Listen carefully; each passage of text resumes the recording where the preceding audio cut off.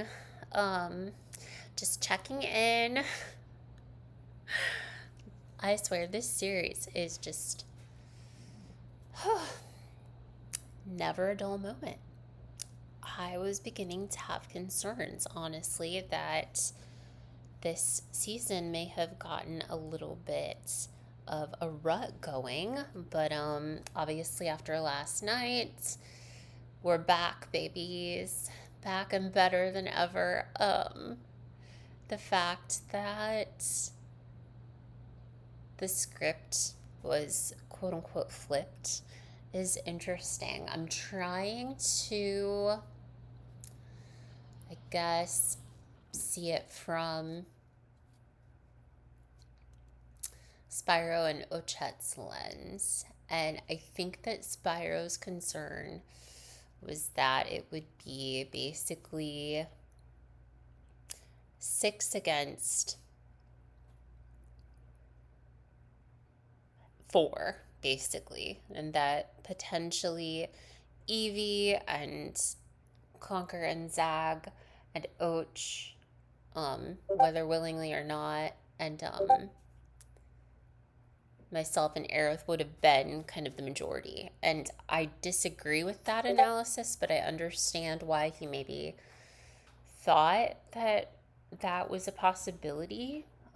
So I guess maybe this makes things seem at least somewhat more fluid. I do think just with the fact that we know about Daisy's extra votes, um, I think he could have easily pivoted and gotten Zag here at Final 10 as opposed to Final 11, but maybe it's salvageable. Obviously, I had a little bit of a moment after Zag was voted out. I don't know. I like Conrad. I think he's a fun person. So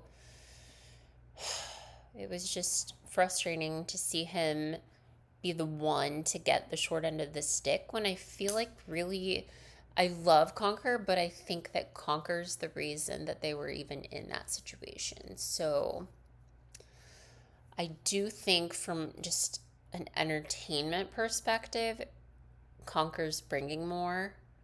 I think Zag's been kind of on fumes for a while. Obviously, he was MIA the past couple of days because he was out of town with friends and not really checking in.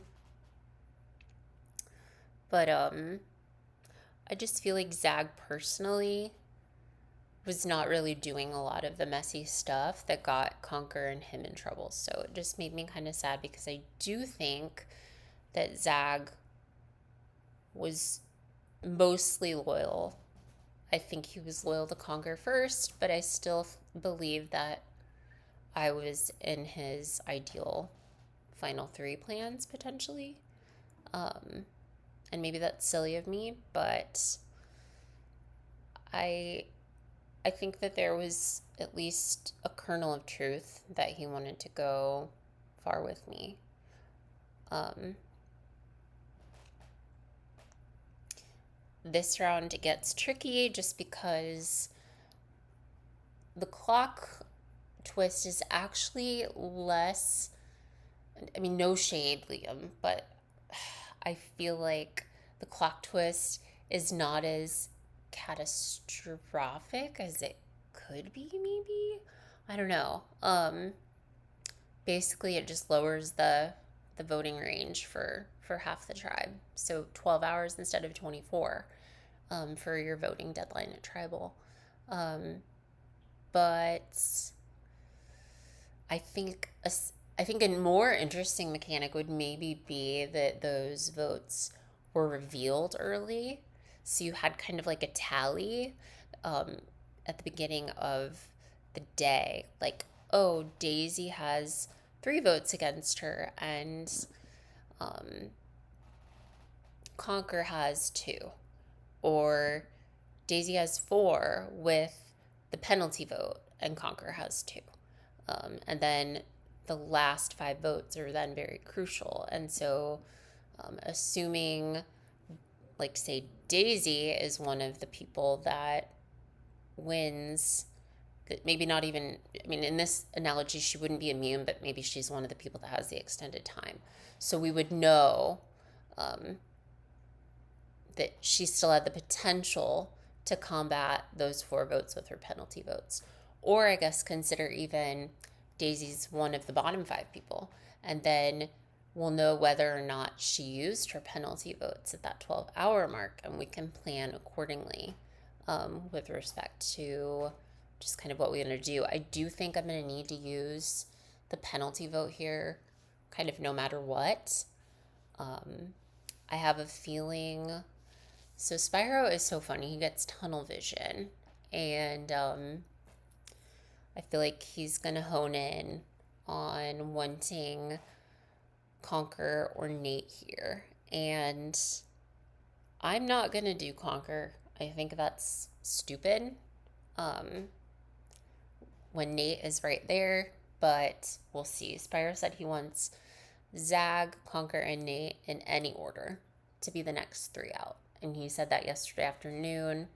And he tends to not really mince words too much when it comes to that kind of strategic talk. He tends to be pretty correct. So I just think it's in Spyro's best interest to at least weaken Daisy. And so by utilizing that penalty vote, I guess it's interesting, right? Because if Daisy is not the one that gets votes, I don't know that she's necessarily, if she's not the one that gets the penalty vote, I don't know that she's necessarily incentivized to use her extras. So I guess there's some consideration there, because I think with the 2 extra votes, if it's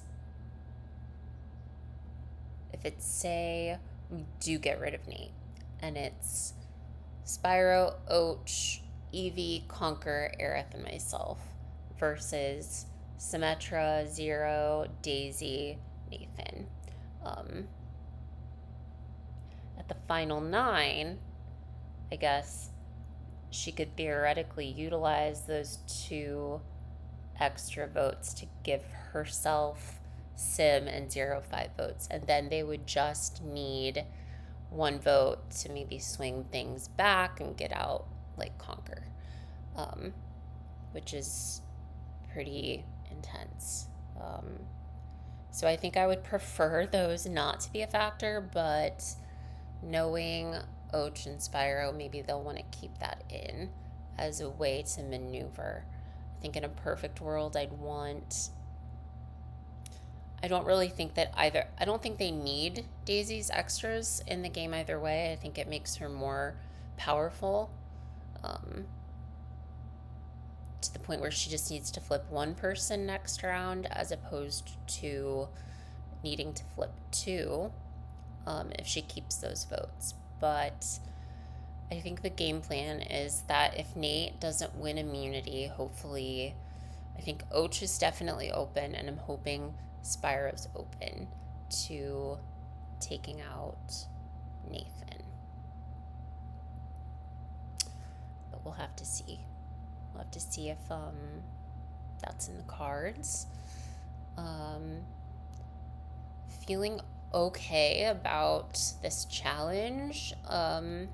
Knowing everyone else, they'll probably be super fast, but I've kind of been troubleshooting how to play around with the images, and I think I have a pretty good grasp of kind of what the sequencing needs to be for these puzzles. So that was definitely kind of a dick move, Liam, not giving us the answer to the puzzle, but I did find the answer to this one online through just looking up the Spider-Man puzzle. So I do know that this is correct. I think that my strategy, therefore, is going to be to do the solid bars first, and then kind of come in with the negative bars that would erase them, the subtraction bars. Just because that seems to be the way that it works. I guess I could do a little bit more research, but it seems like you do solid bars first, and then the reductive bars come into play later on. And so, as you can see, for the first one, you put down the two and the two solid bars, and then you put down the 8. It doubles, but it also creates two slim bars while negating the second bar. So then you put in number 3, and it negates those two additional bars, and then you're just left with the one thick line up here between the V. And then kind of the second letter is much more straightforward, but same idea. You put the 2 bars down, then you put an extra bar down where the B is, the B black line, and then a reduction bar under the extraneous bar. And then same for C, you've got kind of this 3 bars that you put down. You put down a second, and it negates a bar, but it also creates a third bar. So then you put down the final one, and it negates the first and the second, and you're left with just the black line where the C is. So yeah, I guess it just depends. I mean, some of these people are so fast, so it depends if other people need to visually like clip it to make it just kind of make sense to them. I don't know, maybe I'll eyeball a couple of others, but just a frustrating thing is I have to get in the car right now, actually. So I have a doctor's appointment out of town today. And so it's just going to be kind of a hectic day. I'm going to take my computer with me and try to do this challenge probably after my appointment, before I have to drive back, just so that I'm not cutting it too close. But it's a new day. I feel like things can be accomplished. I don't think that my game is completely ruined. But I'm not going to go down without a fight. So hopefully it's game on. It's time to put on a show. I did have a tier list kind of queued up for us, but I don't have time for that, so I'll do it later. But it's been fun talking to everybody, and I will check in soon. Bye.